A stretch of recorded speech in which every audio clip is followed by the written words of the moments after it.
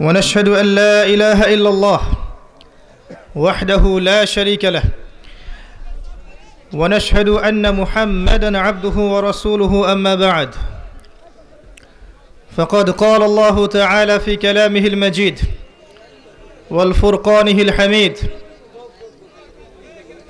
يا أيها الذين آمنوا اتقوا الله حق تقاته ولا تموتن إلا وأنتم مسلمون وقال الله عز وجل وعباد الرحمن الذين يمشون على الأرض هونا وإذا خاطبهم الجاهلون قالوا سلاما والذين يبيتون لربهم سجدا وقياما والذين يقولون ربنا اصرف عنا عذاب جهنم إن عذابها كان غراما رب اشرح لي صدري ويسر لي أمري واحلل عقدة من لساني يفقه قولي اللهم فقهنا في الدين وعلمنا التأويل اللهم اجعلنا منهم الذين آمنوا وعملوا الصالحات وتواصوا بالحق وتواصوا بالصبر آمين يا رب العالمين قال رسول الله صلى الله عليه وسلم القرآن حجة لك أو عليك وقال عليه السلام إن الله يرفع بهذا الكتاب أقواما ويضع به الآخرين الحمد لله যাবতীয় প্রশংসা এবং গুণগান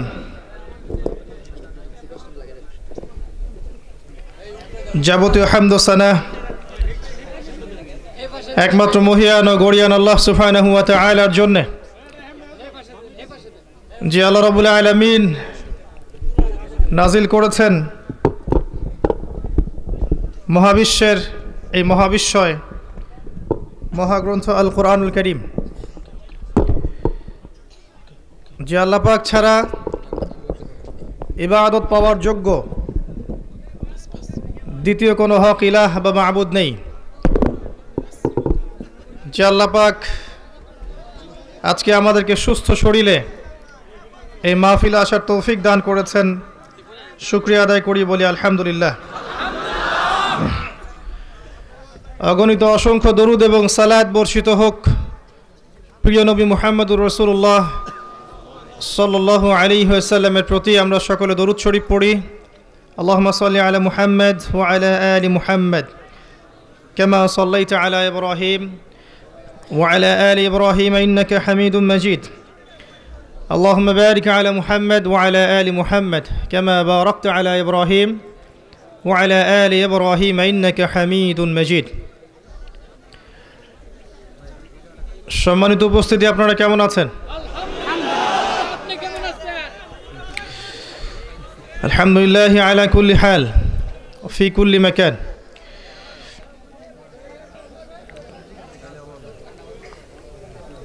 এটা একটা দ্বীনি মজলিস এখানে আল্লাহ এবং তার রাসূলের কথা হবে ইনশাআল্লাহ তাআলা এখানে কেউ নিজের মন মতো আচরণ করতে পারবেন না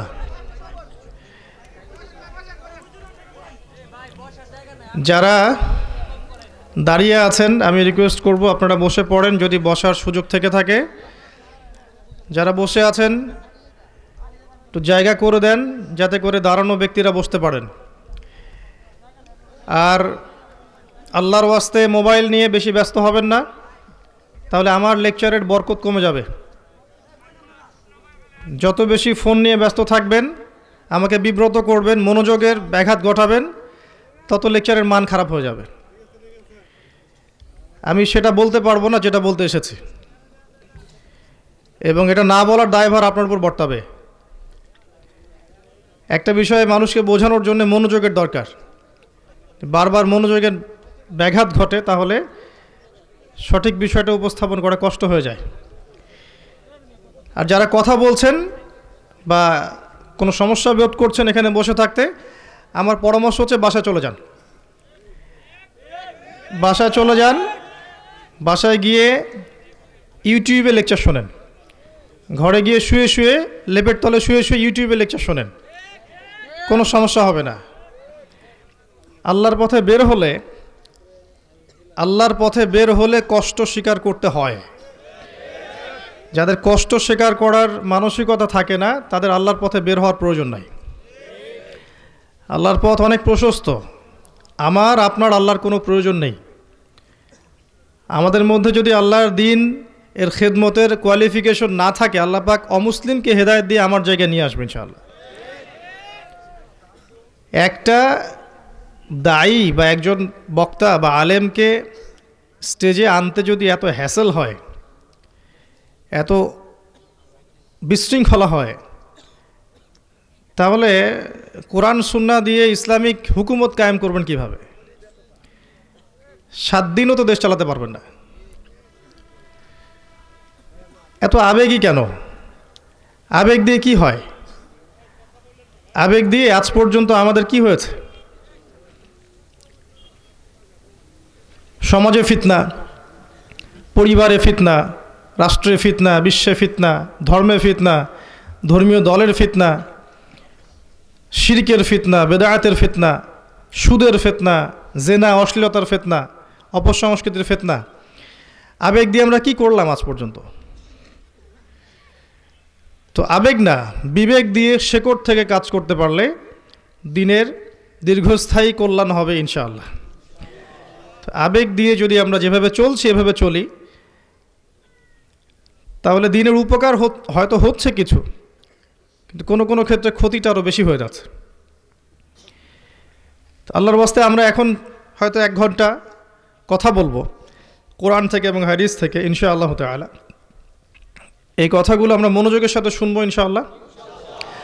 আপোষে কষ্ট দিব না কাউকে, এবং ফোনে বেশি ব্যস্ত হব না। কারো জরুরত থাকলে তিনি একা উঠে যাবেন, গিয়ে আপনার জরুরত ছেড়ে আসবেন, অন্যকে ডিস্টার্ব করবেন না। দিন শেখা এবং শেখানোর নিয়াতে কেউ যদি দিনই এইসব মজলিসে আসে, যেখানে আল্লাহর কথা হচ্ছে, রসুলের কথা হচ্ছে, এই পুরো জায়গাটা আল্লাহর রহমতের ফেরেশতারা ঘিরে রাখেন, এবং তাদের উপর আল্লাহর পক্ষ থেকে সাকিনা বা রহমত বর্ষিত হতে থাকে। এমনকি আল্লাহ পাকের নিকটস্থ যে ফেরেশতারা আছেন, তাদের কাছে আল্লাহ পাক এই বান্দাদেরকে নিয়ে গর্ব করতে থাকেন, যে বান্দারা দুনিয়াতে কোনো একটা জায়গায় বসে দিনের কথা বলছে, কোরআনের কথা বলছে, হাদিসের চর্চা করছে। একটা হাদিসে পাওয়া যায় যে বান্দা যখন মনে মনে আল্লাহকে স্মরণ করে, আল্লাহ পাক মনে মনে সেই বান্দাকে স্মরণ করেন। বান্দা যখন কোনো মজলিসে বা এরকম কোনো সভা, কোনো সেমিনার, কোনো মাহফিল, এ ধরনের কোনো জায়গায় আল্লাহকে স্মরণ করে, আল্লাহ পাক এর চেয়ে অনেক উত্তম জায়গায় তার কথা স্মরণ করেন। তো কোনো সন্দেহ নাই যে আল্লাহ পাক আমাদেরকে স্মরণ করছেন এখন। তো আল্লাহ যদি দেখেন আমরা মজলিসে বসে বিশৃঙ্খলা করছি, আল্লাহ কি খুশি হবেন? অসন্তুষ্ট হবেন। আর মাহফিল দিন প্রচারের একটা মাধ্যম, কিন্তু একমাত্র মাধ্যম নয়।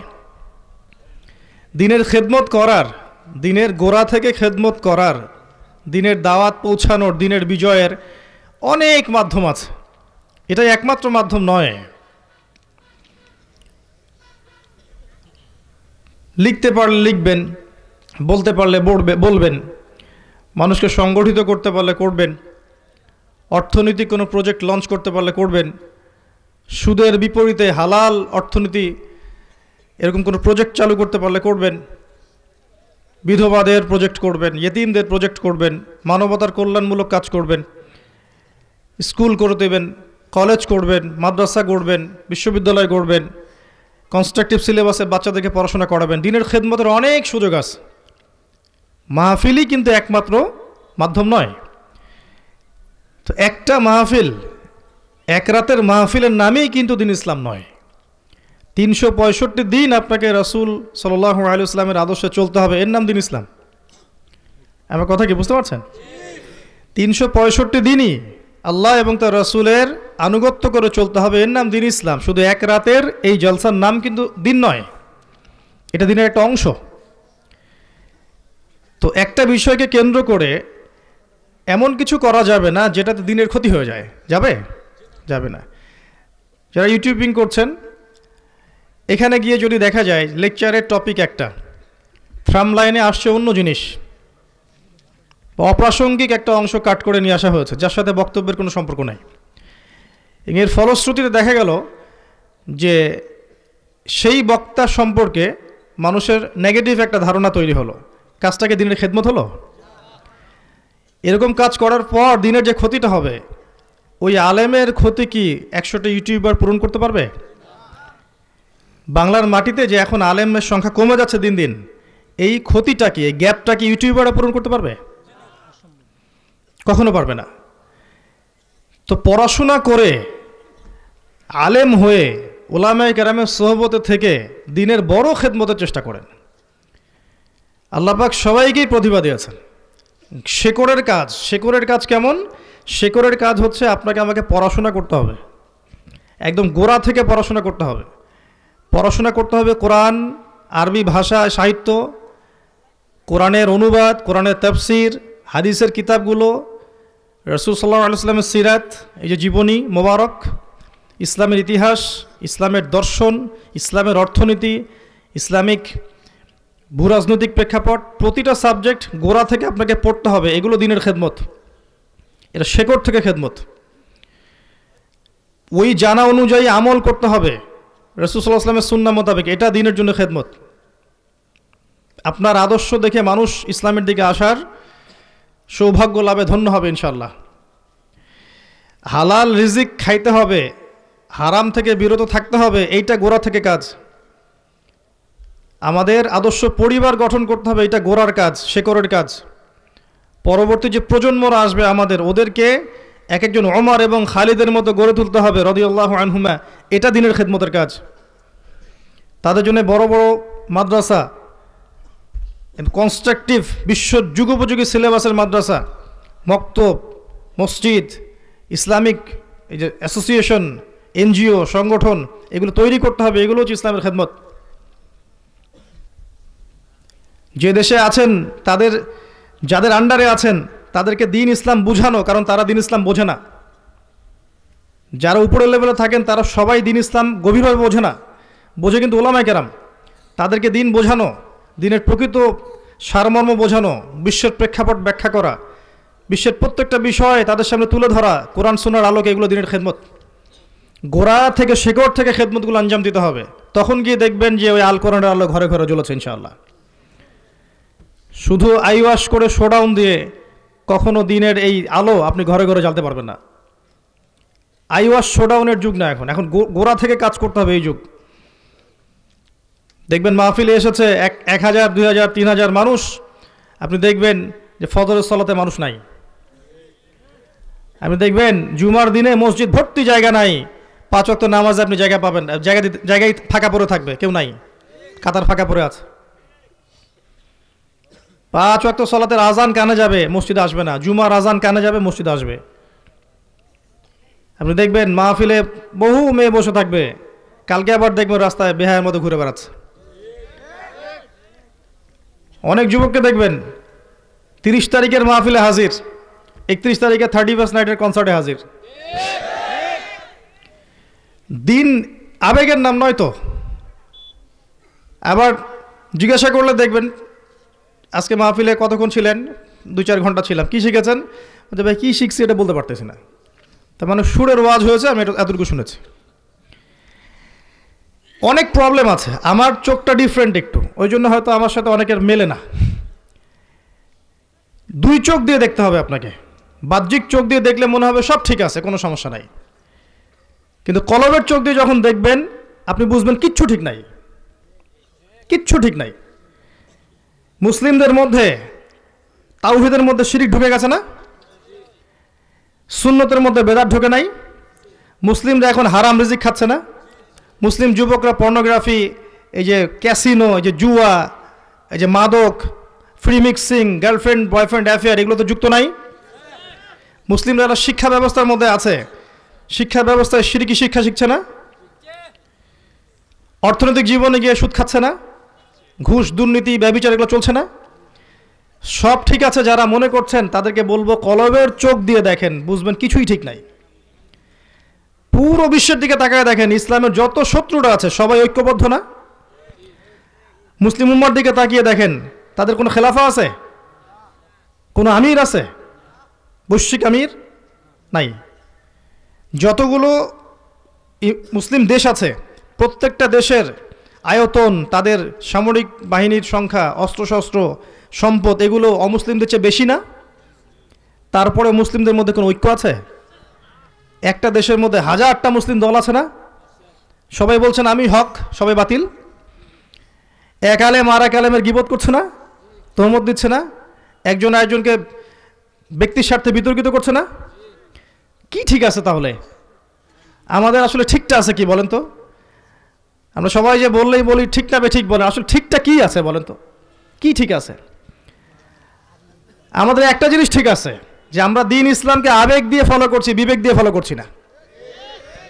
এটা ঠিক আছে, আমরা আবেগ দিয়ে ফলো করছি। হ্যাঁ, এর বাইরেও আল্লাহর কিছু খালেস বান্দা আছেন নিঃসন্দেহে, যাদেরকে কেউ ফেসবুকে দেখে নাই, কেউ ইউটিউবে দেখে নাই, যাদেরকে কেউই দেখেনি হয়তো বা, দেখবেন তাদের রাত কাটছে সেজদায়, আল্লাহর স্মরণে চোখের পানিতে রাত কাটছে, যাদের সারাদিন দেখবেন দিনের খেদমতে যাচ্ছে, পা ধুলো মলিন, ওদেরকে কেউ চিনে না। এমন বান্দা আল্লাহর জমিন আছে বলেই এখনো টিকে আছেন সব কিছু। তো প্রিয় ভাইয়েরা, আবেগ না বিবেক দিয়ে দিনকে বুঝেন, গোড়া থেকে দিনকে বোঝেন, আকীদা পরিশুদ্ধ করেন, বিশুদ্ধ করেন, তাওহীদের উপর থাকেন, শিরকগুলোকে চিনেন, সুন্নতের উপর থাকেন, বেদাতগুলো ছেড়ে দেন, হালাল খান, যদি মরেও যান হারামে যায় না। এমন কোনো বাড়িতে দাওয়াত দিয়েছে যে বাড়ির রিজিকের সোর্সটা হারাম, সেখানে দাওয়াত খাবেন না আপনি। আদর্শ পরিবার গড়েন, অল্পে তুষ্ট থাকেন, বেশি থেকে বেশি কোরআন তেলাওয়াত করেন, কোরআন বোঝেন, অর্থ পড়েন, তাফসির পড়েন, ওলামায়ে কেরামের সোহবতে গিয়ে পড়ে থাকেন, আল্লাহর রাস্তায় সময় দেন, আল্লাহর পথে সময় দেন, দিনের জন্য আপনার কথা, আপনার কলম, আপনার মেধা, আপনার শ্রম, অর্থ এগুলো বিলিয়ে দিয়ে দিনের খেদমত করেন। মহিলাদের জন্য কোনো প্রজেক্ট করেন, এতিমদের জন্য কিছু করেন, বিধবাদের জন্য কিছু করেন, মিসকিনদের জন্য কিছু করেন, দেশকে, সমাজকে, রাষ্ট্রকে ভালো কিছু দেন।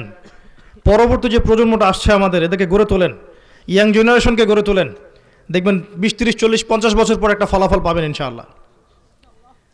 এখন যা চলছে, পরিবারের মধ্যে ফিতনা, ভাঙন, শেষ জামানে যতগুলো সাইন, পারিবারিক সাইন সব চলে আসছে।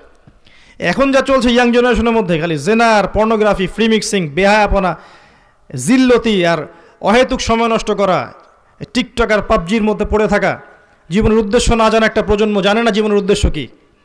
এখন যা চলছে মেয়েদের মধ্যে, মেয়েরা ছেলে হতে চাচ্ছে, ড্রেস আপ, গেট আপ, কথাবার্তা সব কিছুর মধ্যে ওরা ছেলে ছেলে ভাব, ও জানে না যে ও কী, ও তার লজ্জাস্থানের হেফাজতই বোঝে না। এখন যা চলছে দেখবেন মুসলিমদের মধ্যে, দেখবেন শিরকি আকীদা ঢুকে গেছে, আল্লাহ ছাড়া অন্য কারোর জন্য সেজদা করছে, অন্য কারোর জন্য নজর মানত করছে, অন্য কারোর কাছে দোয়া করছে, কত কি করছে। নবী সাল্লাল্লাহু আলাইহি ওয়াসাল্লামের সুন্নাহগুলোকে উঠিয়ে দিয়ে বেদাতগুলো প্রতিষ্ঠা করেছে, করে না এগুলো মুসলিমরা? হালাল হারামের কোনো পরোয়া করছে না, ইকোনমিক সেক্টরে গিয়ে যা আসছে তাই নিচ্ছে, যাচাই বাছাই করছে না রিজিকটা হালাল না হারাম, দিব্যি সুদ খাচ্ছে, ঘুষ খাচ্ছে, দুর্নীতি করছে। উপর থেকে একটা হাতি আসছে, আস্তে আস্তে আস্তে আস্তে মাসি হয়ে যাচ্ছে। কথা বুঝেন? একটা হাতি আসছে উপর থেকে, আপনার হাতে আস্তে আস্তে মাসি, মাঝখানে সব শেষ, কামড়ায় কামড়ায় খাওয়া শেষ। কোনো পরোয়া করছি না আমরা মনে করছি এগুলো দুনিয়াবি বিষয়। লা ইলাহা ইল্লাল্লাহ পড়েছি, ইনশাআল্লাহ জান্নাতে চলে যাব। এত সহজ নয় বিষয়টা, বিষয়টা এত সহজ নয়। যদি লা ইলাহা ইল্লাল্লাহ মুখ দিয়ে বললেই জান্নাতে যাওয়া যেত, তাহলে ওই মুনাফিক সর্দার আব্দুল্লাহ বিন উবাইও জান্নাতে যেত। কারণ আব্দুল্লাহ বিন উবাই সে নবী সাল্লাল্লাহু আলাইহি ওয়াসাল্লামের পিছনে নামাজ পর্যন্ত পড়েছে, জান্নাতে যাবে? ভিতর থেকে লা ইলাহা ইল্লাল্লাহ আসতে হবে। যার ভিতর থেকে লা ইলাহা ইল্লাল্লাহ আসবে সে রহমানের বান্দা হবে, শয়তানের দাসত্ব করবে না। আজকে আমরা আলোচনা করব ইনশাআল্লাহ যে রহমানের বান্দার বৈশিষ্ট্যগুলো কি কি। আমরা কি শয়তানের আনুগত্য করতে চাই না রহমানের বান্দা হতে চাই? আল্লাহ রাব্বুল আলামিন সূরা ফুরকানের মধ্যে বলেছেন,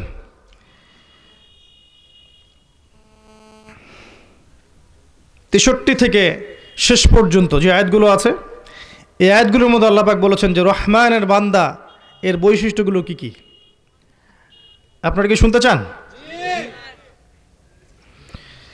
আল্লাহ রাব্বুল আলামিন প্রথমে বলেছেন ওয়া ইবাদুর রহমানিল্লাযীনা ইয়ামশুনা আলাল আরদি হাওনা ওয়া ইযা খাতাবাহুমুল জাহিলুনা ক্বালু সালামা। এটা প্রথম আয়াত। আল্লাহ বলছেন রহমানের বান্দা তারাই। রহমান কে? আল্লাহ। রহমানের খাস বান্দা তারাই, তার অনুগ্রহ তারাই পাবে যারা কিনা জমিনে চলাফেরা করার সময় নম্রভাবে চলে। এবং জাহেলরা যখন তাদের সাথে তর্ক করতে আসে তারা বলে সালামান, তোমাদের উপর শান্তি হোক। তারা তর্ক এড়িয়ে যায়। এটা এক নম্বর কাজ। আর আপনি খেয়াল করলে দেখবেন যে আমরা সবচেয়ে তর্কপ্রিয় জাতি। তর্ক করতে বেশি পছন্দ করি। ইস্যু থাক আর না থাক তর্ক করতে পছন্দ করি। আর তর্ক করার ইস্যু না থাকলে ইস্যু তৈরি করতে পছন্দ করি। আর একটা ইস্যু হলেই আর কারো ঘুম হবে না, ওইটা নিয়ে সারাদিন চলবে, 1 মাস 2 মাস 3 মাস চলবে। আর ওই ইস্যু নিয়ে আলোচনা করতে করতে করতে দেখবেন ইসরায়েল আরও 10টা মিসাইল তৈরি করে ফেলেছে। এদিকে মুসলিমরা আলোচনা করতেই আছে ওই ইস্যুগুলো নিয়ে, অথচ ওইগুলো নিয়ে আলোচনা করার কোনো প্রয়োজন নাই। নিজের ঘরের সমস্যা মানুষকে জানায় মানুষ কখনো? নিজের ঘরের সমস্যা ডেকে ডেকে মানুষকে সমাধান করে, তাই না? তো তর্কপ্রিয় জাতি হয়ে গেছি আমরা। আর এখন ফেসবুকের যুগ, একটা কমেন্ট করা খুব সহজ। যে দিনের দাও বোঝে না ফেসবুক নিয়ে একটা কমেন্ট করে দিবে মাসা, ব্যাস ও একদম আল্লাহ জিহাদ করে ফেললো দিনের জন্য। মানে ওর জিহাদ, কিবোর্ড মুজাহিদ। তো আল্লাহ পাক এখানে বলেছেন রহমানের বান্দা তারাই যারা নম্রভাবে চলে। এখানে শুধু বাহ্যিকভাবে নম্রভাবে চলা বোঝানো হয়নি, আধ্যাত্মিকভাবে বোঝানো হয়েছে। বিনয়ের সাথে নম্রতার সাথে যারা জমিনে চলাফেরা করে, বুক ফুলিয়ে উদ্ধত আচরণ করে জমিনের বুকে তারা চলে না, নম্রতার সাথে চলে। আবার এমনভাবেও চলবেন না যাতে আপনার বডি ল্যাঙ্গুয়েজ দেখে মনে হয় যে আপনি খুব হীনবল দুর্বল, এমনভাবেও চলবেন না। এক ব্যক্তি খুব দুর্বলভাবে চলছিল, উমর রাদিয়াল্লাহু আনহু তাকে বুকের মধ্যে আঘাত করে বলেছিলেন তুমি কি অসুস্থ? সে বলেছিল না আমি অসুস্থ না। তখন তিনি বলেছিলেন তুমি জানো না যে আল্লাহ পাক ইসলামকে সম্মানিত করেছেন, তাই মুসলিম হিসেবে যখন হাঁটবে তখন আত্মবিশ্বাসের সাথে হাঁটবে।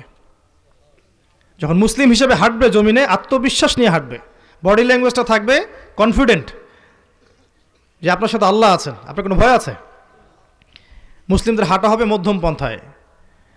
আর আল্লাহ রাব্বুল আলামিন অন্য সূরার মধ্যে বলেছেন, সূরা লুকমানের মধ্যে আছে, সূরা বনী ইসরাইলের মধ্যেও আছে যে ওয়ালা তামশি ফিল আরদি মারহা, জমিনের বুকে অহংকারীর মতো উদ্ধতভাবে হেঁটো না। ওই যে শোডাউন করেন রাস্তায়, এগুলো করতে নিষেধ করেছেন। এভাবে হেঁটো না।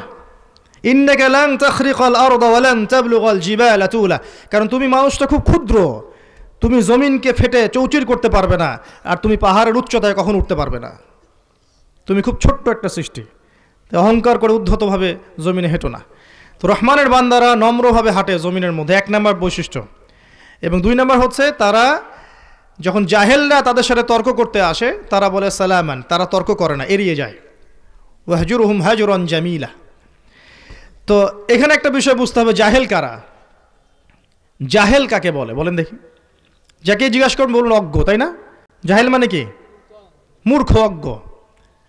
একটা মানুষ প্রচুর পড়াশোনা করেছে, অনেক অনেক ডিগ্রি অর্জন করেছে, এই ব্যক্তিকে আপনি কি বলবেন? জাহেল বলবেন না আলেম বলবেন? এই তো বুঝতে ভুল করলেন। একজন ব্যক্তি প্রচুর ডিগ্রি অর্জন করেছে কিন্তু সে জাহেলিয়াতের কাজে লিপ্ত আছে, একে কি বলবেন? আর একজন ব্যক্তি অনেক জ্ঞান অর্জন করেছে এবং আহলুল ইলম যেই কাজ করে সেই কাজ করছেন, তাকে কি বলবেন? আলেম আর জাহেলের পার্থক্য বোঝেন। জাহেলিয়াতের সাথে সম্পৃক্ততা দেখেছে যে সেই ব্যক্তি জাহেল। কেমব্রিজ, অক্সফোর্ড, হার্ভার্ড থেকে ডিগ্রি নিয়ে এসেছেন, এসে বলছেন যে সুদ এই যুগে চলবে, এই ব্যক্তি জাহেল। অনেক বড় বড় ডক্টর ডিগ্রি এনেছেন, এনে বলছেন মদের লাইসেন্স দেওয়া যাবে, বার খোলা যাবে, জাহেল। অনেক বড় বড় ফ্যামিনিস্ট ডিগ্রি এনেছেন, এনে বলছেন নারী পুরুষের কোনো পার্থক্য নাই, নারীরা পুরুষের মতোই ঘুরবে সমাজে, এ জাহেল। জাহেলিয়াতের কাজগুলোতে যারা লিপ্ত এদেরকে বলবেন জাহেল। আর আলেমকে, যিনি পড়াশোনা করেছেন, জ্ঞান অর্জন করেছেন, তদানুযায়ী আমলও করছেন। একজন আলেম যার ডিগ্রি আছে সে যদি শিরক করে সে কি আলেম? সে কি প্রকৃত অর্থে আলেম? সে যদি বেদাতি আমল চালু করতে থাকে সে কি আলেম? একজন ব্যক্তি কোরআন সুন্নাহর জ্ঞান থাকার পরেও যদি হারাম খায় তাকে কি বলবেন? কোরআন সুন্নাহর গভীর জ্ঞান আছে তারপরেও মুসলিমদেরকে বিভক্ত করে ফেলছে, তাকে কি বলবেন? তো বিষয়টা বুঝতে হবে, এই জাহেলিয়াতে পূর্ণ মানুষেরা যখন তর্ক করতে আসে, রহমানের বান্দারা বলে সালামান, তোমাদের উপর শান্তি বর্ষিত হোক, তারা তর্কে লিপ্ত হয় না। কারণ সব কিছু জাজ করার দায়িত্ব কার? আল্লাহর। আপনি জাজমেন্টাল হতে যায় না, আমি ভালো সেই খারাপ, আমি জান্নাতে যাব সে যাবে না, এই জাজমেন্টাল হওয়ার দরকার নাই, আল্লাহর আসনে বসার দরকার নাই। আপনি এড়িয়ে যান, ফাহজুরহুম হাজরান জামিলা। এরপর আল্লাহ পাক বলেছেন তাদের দ্বিতীয় গুণাবলী হচ্ছে ওয়াল্লাযীনা ইয়াবিতুনা লিরাব্বিহিম সুজদাও ওয়া কিয়ামা। 2 নম্বর বৈশিষ্ট্য, রহমানের বান্দা তারাই যারা রাতের বেলা, এই যে রাত হচ্ছে এখন, এই রাতের বেলা যারা আল্লাহর সামনে সেজদা এবং রুকু করে কাটিয়ে দেয়। তার মানে কি? তাহাজ্জুদের নামাজে যারা অভ্যস্ত, কথা বোঝা যায়? রহমানের বান্দা তারাই যারা তাহাজ্জুদের সালাতে অভ্যস্ত। এটা রহমানের বান্দাদের বৈশিষ্ট্য। তাহাজ্জুদের সালাত কখন পড়তে হয় ভাই? রাতের শেষ প্রহরে। একটা হাদিসের মধ্যে আছে, রাসূল সাল্লাল্লাহু আলাইহি ওয়াসাল্লাম বলেছেন, রাতকে 3 ভাগে ভাগ করার পরে শেষের অংশে আল্লাহ রাব্বুল আলামিন প্রথম আকাশে নেমে আসেন। এর অর্থ আল্লাহ পাকের রহমত নিকটবর্তী হয় এবং তিনি আহ্বান করতে থাকেন, কে আছো আমার কাছে কিছু চাইবে, যা চাইবে আমি তাই দিব ইনশাআল্লাহ। কে আছো আমার কাছে ক্ষমা চাইবে, আমি ক্ষমা করে দেব। কে আছো আমার কাছে দোয়া করবে, আমি দোয়া কবুল করব। এভাবে আল্লাহ পাক ফজর পর্যন্ত বলতে থাকেন। কিন্তু আমরা কি করি ভাই? আমরা শুনতে পারি না। পারি? আল্লাহ পাকের মনোনীত বান্দারা কিন্তু শুনতে পারে। এই জন্য দেখবেন মনের মধ্যে একটা আকর্ষণ বোধ করে এবং তারা উঠে সালাতে দাঁড়িয়ে যায়। মনের কান দিয়ে তারা বোঝে এই হাদিসের মর্ম, তারা তখন বিছানায় থাকতে পারে না। তাতাজাফা জুনুবুহুম আনিল মাদাজি'i ইয়াদউনা রাব্বাহুম খাউফান ওয়া তামা। এই সূরা আলিফ লাম মিম সাজদার মধ্যে একটা আছে, বিছানা থেকে তারা উঠে যায় এবং বিনয়ের সাথে আশা এবং ভয় নিয়ে আল্লাহকে ডাকতে থাকে। তাহাজ্জুদ নামাজ পড়লে কি বেনিফিট ভাই জানেন? আপনি রহমানের বান্দা হতে পারবেন এবং আল্লাহ পাকের কাছে ওই সময় আপনি যা দোয়া করবেন, আপনার রিজিক যদি হালাল হয়, আপনার আকীদা যদি শিরক না থাকে, আমলে বিদআত না থাকে, আপনি যা চাইবেন আল্লাহ পাক তাই দিয়ে দিবেন ইনশাআল্লাহ। একজন ইমাম বলেছেন ওই সময়ের দোয়া হচ্ছে একটা তীরের মতো, এমন তীর যা কখনো লক্ষ্যভ্রষ্ট হয় না। যা চাইবেন ইনশাআল্লাহ পাবেন। আপনার চাকরি দরকার, আপনার সন্তান অসুস্থ, আপনার মেধা দরকার, আপনার ভালো ওস্তাদ দরকার, আপনার অর্থ সম্পদ দরকার, স্বাবলম্বিতা দরকার, কি প্রয়োজন আপনার আল্লাহ পাককে বলেন। শেষ রাত্রে ওঠেন, শেষ রাত্রে উঠে আল্লাহ পাককে খালি বলেন যে আল্লাহ আমার এটা দরকার, অবশ্যই আল্লাহ পাক আপনাকে দান করবে ইনশাআল্লাহ তাআলা। রহমানের বান্দার এটা বৈশিষ্ট্য।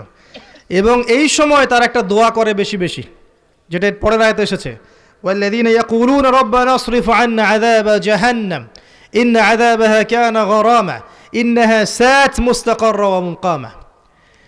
রহমানের বান্দারা বলে, এই দোয়াটা বলে, রব্বানা ইসরিফ আন্না আযাবা জাহান্নাম। আমার সাথে বলেন, রব্বানা ইসরিফ আন্না আযাবা জাহান্নাম ইন্না আযাবাহা কানা গরামা। তারা বলে, হে আল্লাহ আমাদেরকে জাহান্নাম থেকে পরিত্রাণ দিন, নিঃসন্দেহে এটা হচ্ছে একটা নিকৃষ্ট আবাসস্থল। ইন্নাহা সাআত মুস্তাকাররা ওয়া মুকামা। কি জিনিস জাহান্নাম? সায়েন্স কি জাহান্নামে বিশ্বাস করে? বিশ্বাস করে না। ওদের বিশ্বাসের মানদণ্ডটা কি? পরীক্ষা নিরীক্ষা, পর্যবেক্ষণ, যুক্তি দর্শন দিয়ে যা প্রমাণ করতে পারবেন তারই অস্তিত্ব আছে, অন্য কিছুর অস্তিত্ব নাই। তা আপনি কবরের আযাব, এই জাহান্নামের আগুন, এই মিজান, এই পুলসিরাত, আল্লাহ পাকের অস্তিত্ব, তারপরে আসমানি কিতাব, পূর্বের আসমানি কিতাবগুলো, ফেরেশতাদের অস্তিত্ব, জিনের অস্তিত্ব, এগুলো আপনি পরীক্ষা নিরীক্ষা পর্যবেক্ষণের মাধ্যমে গবেষণাগারে প্রমাণ করতে পারবেন না। এই জন্য তারা এগুলোকে বিশ্বাস করে না। আপনিও কি তাই বিশ্বাস করেন? এটা হচ্ছে ওদের জ্ঞানতাত্ত্বিক এপিস্টিমোলজি বলে, ওদের জ্ঞানতত্ত্ব।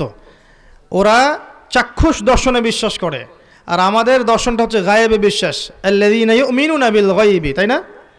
আর আমাদের ইমানের সব পিলার গায়েবের, আল্লাহ, মালায়েকা, পূর্বের আসমানি কিতাব, পূর্বের রাসূল, পরকাল এবং তাকদীর সব গায়েব না? আচ্ছা, এবার আসুন জাহান্নাম। নাসা যদি বলে, নাসার নাম শুনেছেন? নাসা যদি বলে যে পৃথিবী থেকে কোটি কোটি আলোকবর্ষ দূরে একটা গ্রহের সন্ধান পাওয়া গেছে যেখানে আযাব দেয়া হচ্ছে, আগুন আছে, সাপ বিচ্ছু আছে, সেখানে কিছু ফেরেশতা আছে, ওদের ভাষায় এলিয়েন ইত্যাদি আছে, দেখবেন আগামীকাল এই বিশ্বের প্রতিটা মানুষ এটা বিশ্বাস করবে, করবে না? এই জন্য আমরা বলি যে এখনকার এই জ্ঞানতাত্ত্বিক দর্শনের মধ্যে শিরক আছে, শিরক। যতক্ষণ পর্যন্ত ওরা ওদের সায়েন্স সত্য বলে প্রমাণ করবে না, বিশ্বাস করবে না। আল্লাহ পাক যতই বলে যান না কেন বিশ্বাস করবে না। আল্লাহ পাক এই কথা যে বলেছেন কোরআনে 1450 বছর আগে, এটা বিশ্বাস করা যায় না। নাস্তিকরা এগুলো শুনলে হাসে, জান্নাত আবার কি জিনিস, হুরপরি আবার কি জিনিস, জাহান্নাম কি জিনিস, হাসে না? ওদের জ্ঞানতত্ত্বের কারণে। জাহান্নাম যার শুরু আছে শেষ নাই, আছে? শেষ আছে? আযাব সম্পর্কে কত ভয়াবহ কথা এসেছে আপনারা জানেন না? সবচেয়ে নিম্নতম আযাবটা কি জাহান্নামের, কে বলতে পারবেন? জাহান্নামের জুতা পরানো। কাকে পরানো হবে? নবী সাল্লাল্লাহু আলাইহি ওয়াসাল্লামের চাচা, আপন চাচা, যিনি নবী সাল্লাল্লাহু আলাইহি ওয়াসাল্লামকে ইসলামের জন্য ব্যাপক শেল্টার দিয়েছেন, দেন নাই? সেই মানুষটাকে লা ইলাহা ইল্লাল্লাহ কালিমা না পড়ার কারণে, তাওহীদের উপর ঈমান না আনার কারণে জাহান্নামের সবচেয়ে নিম্ন শাস্তি দেওয়া হবে। সেটা হলো কি? আগুনের জুতা, যাতে তার মাথার মগজ কি হবে? টকবক করে ফুটতে থাকবে, নাউযু বিল্লাহি মিন যালিক। আর বড় বড় শাস্তির কথা কি বড় অপেক্ষা রাখে? মেরাজের রাতে নবী সাল্লাল্লাহু আলাইহি ওয়াসাল্লাম দেখে এসেছেন এক শ্রেণীর মানুষের জিহ্বা আগুনের কেচি দিয়ে কেটে দেওয়া হচ্ছে। এরা কারা? এক শ্রেণীর বক্তা, কথা ছিল কাজ ছিল না, আছে না? আর আমি বলতে চাচ্ছি না যে মাহফিল সংস্কৃতির মধ্যেও ভিতরে কত কি আছে, আমি এটা বলতে চাচ্ছি না। বললে আপনারা বুঝবেন, রিয়েলাইজেশন হবে যে আসলে কি কারণে কথা বলছি কিন্তু তাসির হচ্ছে না। কথা যে আমি বলছি, আপনার কলিজার মধ্যে তাসির কেন হচ্ছে না, এর পিছনে অনেক কারণ আছে, উপযুক্ত কারণ আছে তাসির না হওয়ার। যখন আমার নিয়াত থাকবে দুনিয়া, তখন এই চেয়ারে বসে আমি যেই কথাই বলি না কেন আপনার কলিজা তাসির হবে না। যখন আমার নিয়াত থাকবে আল্লাহর দিন, আল্লাহর জমিন, আল্লাহ দিনের প্রচার প্রসার, তখন আমার কথায় তাসির হবে। যখন আমার দিন প্রচারের স্বার্থ হবে যে একটা ফ্ল্যাট কিনতে হবে আমাকে এই বছর, জমি নিতে হবে, এই করতে হবে, ওই করতে হবে, দিনে 3-4টা মাহফিল থাকলেও নিতে হবে, কারণ আমার একটা বাজেট ফিক্স করা আছে, এটা আমাকে নিতেই হবে। এবার তখন দেখবেন আমার কথায় আপনার মনে কোনো তাসির হচ্ছে না, কোনো তাসির হচ্ছে না। আল্লাহর জন্য যারা এখানে এসে বসেছেন আর আল্লাহর জন্য যারা এই চেয়ারে এসে বসে, তাদের মাঝে দেখবেন কলবের মধ্যে নূর এবং তাসির হবে ইনশাআল্লাহ। এছাড়া কোনোভাবেই সম্ভব না। অনেক কথা আমি বলতে চাচ্ছি না, প্রসঙ্গে আসেন। আগুনের কেচি দিয়ে কেটে দেওয়া হবে। আল্লাহ পাক আমাকে এখান থেকে হেফাজত করুন, আপনাদের সবাইকে হেফাজত করুন, সবাইকে আমাদেরকে জানা অনুযায়ী আমল করা তৌফিক দান করুন। এক শ্রেণীর মানুষকে দেখে এসেছেন রক্তের নদীতে ফেলে মাথা ফাটিয়ে দেওয়া হচ্ছে। এরা কারা?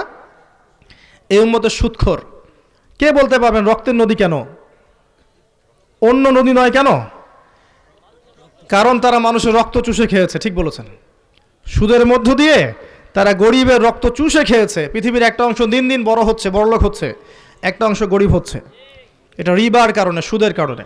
আরও কারণ আছে, আরও কারণ হচ্ছে পেট্রোডলার, আরও কারণ হচ্ছে আপনার পেপার মানি, এবং আরও কারণ হচ্ছে এখনকার প্রতারণাপূর্ণ ইকোনমিক সিস্টেম। এর কারণে এই সমস্যাগুলো ঘটছে। এবং এখান থেকে জাকাত, ইসলামিক ইকোনমিক্স, ব্যবসা এগুলো এখানে স্থান পাচ্ছে না সেভাবে, যেটা পাচ্ছে ব্যক্তিকেন্দ্রিকভাবে। তো এর ধ্বংস সামনে আসবে ইনশাআল্লাহ। আল্লাহ পাক প্রত্যেকটা বিষয়ের একটা সমাধান, সময় দিয়েছেন। ফাইদা জাআ আজালুহুম লা ইস্তাখিরুনা সাআতা ওয়া লা ইস্তাকদিমুন। প্রত্যেকটা সম্প্রদায়ের, প্রত্যেকটা সিস্টেমের একটা সময় আছে। আল্লাহর দেয়া ওই বেঁধে দেওয়ার সময় যখন শেষ হয়ে যাবে, দেখবেন ধাপাস করে পড়ে গেছে, ধুলোয় উড়ে চলে যাবে, দেখবেন নাই। একটা সময় এই পৃথিবীতে মঙ্গলদের শাসন ছিল, জানেন? অর্ধবিশ্ব শাসন করেছে। এখন মঙ্গোলিয়া নামে কোনো দেশ আছে, কেউ ওটা মাথায় আনে না, মানুষের মাথায় নাই যে ওটা এরকম একটা জাতি ছিল যারা সারা বিশ্ব শোষণ করেছে। বাগদাদে 40 লক্ষ মুসলিমকে হত্যা করেছে। আল্লাহর দেয়া একটা সময় আছে, ফেরাউনের একটা সময় ছিল, এখন ফেরাউনের কথা কেউ ভুলে মনেও করে না। আল্লাহ পাক মনে করিয়ে দিয়েছেন কোরআনে বলেই মানুষ মনে করে।